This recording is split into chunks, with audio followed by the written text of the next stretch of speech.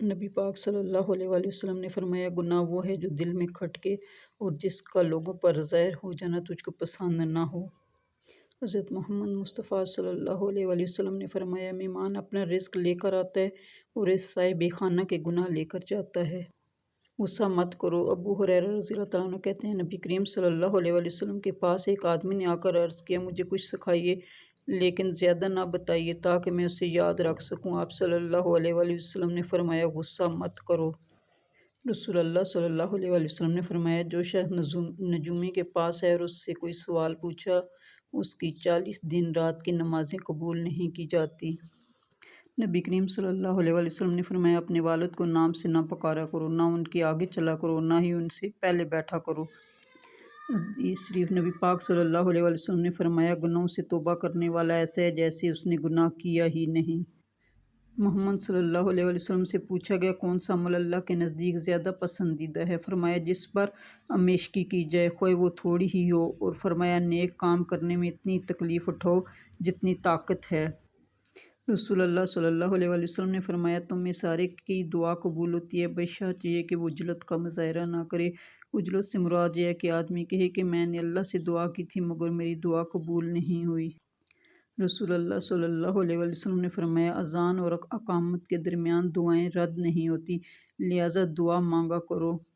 حضرت جابر رضی اللہ تعالیٰ عنہ نبی کریم صلی اللہ علیہ وآلہ وسلم کی خدمت میں حاضر ہوئے اور عرض کیا، یا رسول اللہ صلی اللہ علیہ وآلہ وسلم، میں نے جہاد میں شرکت کا ارادہ کر لیا اور آپ صلی اللہ علیہ وآلہ وسلم کی خدمت میں مشورہ کرنے کے لیے حاضر ہوا ہوں۔ آپ صلی اللہ علیہ وآلہ وسلم نے ارشاد فرمایا، کیا تمہاری والدہ زندہ ہے؟ انہوں نے عرض کیا، جی ہاں۔ آپ صلی اللہ علیہ وآلہ وسلم نے ارشاد فرمایا، پھر تو تم ان کی خدمت کرو کیونکہ جنت ان کے پاؤں کے نیچے ہے۔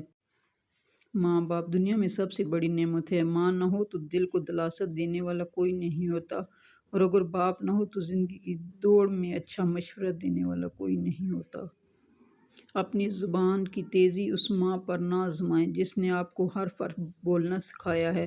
رسول اللہ صلی اللہ علیہ وآلہ وسلم کا ارشاد ہے، اللہ نے تم پر ماؤں کی نافرمانی اور بدسلوکی کو حرام کر دیا ہے۔ رسول پاک صلی اللہ علیہ وآلہ وسلم نے ارشاد فرمایا، جو نرمی اور مہربانی سے محروم ہے وہ خیر اور بلائی سے محروم ہے۔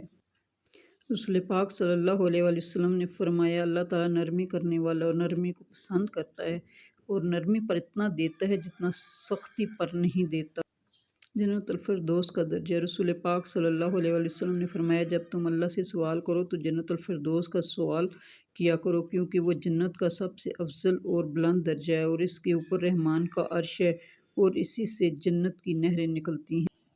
حضرت سعد بن عبادہ رضی اللہ تعالیٰ عنہ نے کہا کہ اگر میں اپنی بیوی کے ساتھ کسی غیر مرد کو دیکھوں تو سیدھی تلوار سے اس کی گردن مار دوں۔